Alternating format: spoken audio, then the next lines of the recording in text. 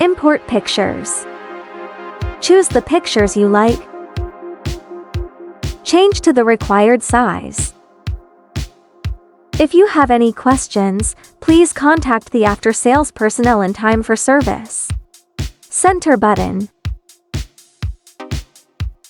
Click RIP to start processing the image.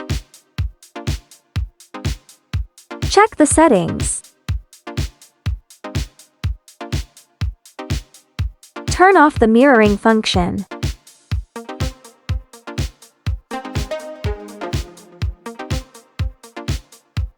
The printer begins to work.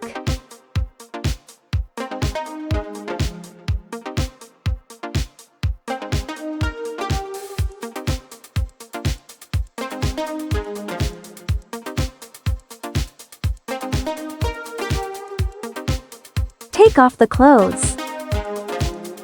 Cover the Teflon heat insulation oilcloth again and iron for 30 seconds.